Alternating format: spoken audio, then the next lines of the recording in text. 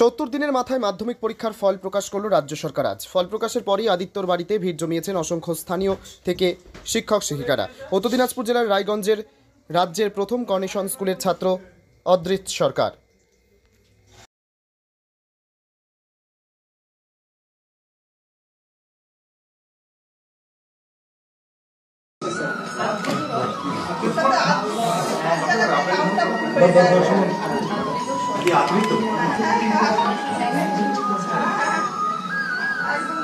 ছবি পাঠা দাও, ফোনে মোবাইলে করে পাঠা দাও, মোবাইলে করে পাঠা দাও, গ্রুপে দিয়ে দাও, গ্রুপে।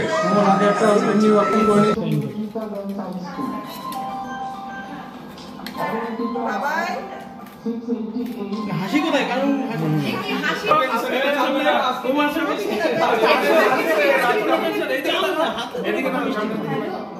আপনি একটু খাওয়ান, মিষ্টি খাওয়ান।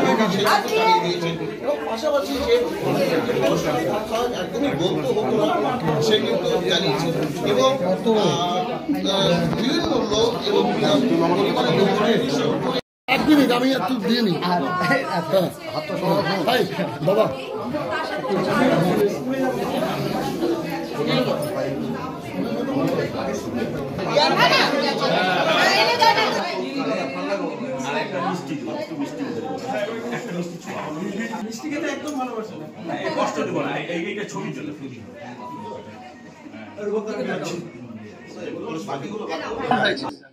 হ্যাঁ, আমি রাজ্যে প্রথম স্থান অধিকার করেছি পশ্চিমবঙ্গে। হ্যাঁ, 696 আউট অফ 700। এখন সাবজেক্ট ওয়াইজ জানা যায়নি, স্কুলে গেলে জানা যায়। কেমন লাগছে? হ্যাঁ, খুবই অপ্রত্যাশিত ছিল। ভালো রেজাল্ট হয়েছে ভেবেছিলাম, কিন্তু রাজ্যে প্রথম স্থান অধিকার করবো এটা খুবই অপ্রত্যাশিত। কতটা আশা করেছিলেন? 1 থেকে 10-এর মধ্যে হয়তো থাকবো এটা ভেবেছিলাম, শিওর ছিলাম না, কিন্তু তবু মানে খুবই অপ্রত্যাশিত এক কথায়।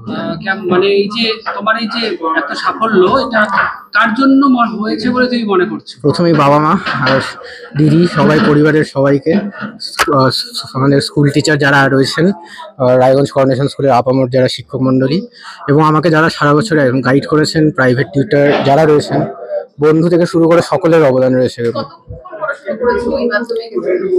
প্রথম কোনো বাধা ধরা শিডিউলে ফলো করতাম না, তবে যতটুকু ইচ্ছে হতো প্রতিদিন ততটুকু করতাম। এবং ভবিষ্যতে কি লক্ষ্য? ভবিষ্যতে আপাতত মেডিকেলে যাওয়ার লক্ষ্য রয়েছে, তবে অন্য কোনো লাইনে যদি ইন্টারেস্ট ডেভেলপ করে তবে সেটা পার্সিউ করতে পারি। কোন স্কুলে ভর্তি হওয়ার ইচ্ছা আছে? আমাদের স্কুলেই, হয়তো কর্নেশন স্কুলেই ভর্তি হবো।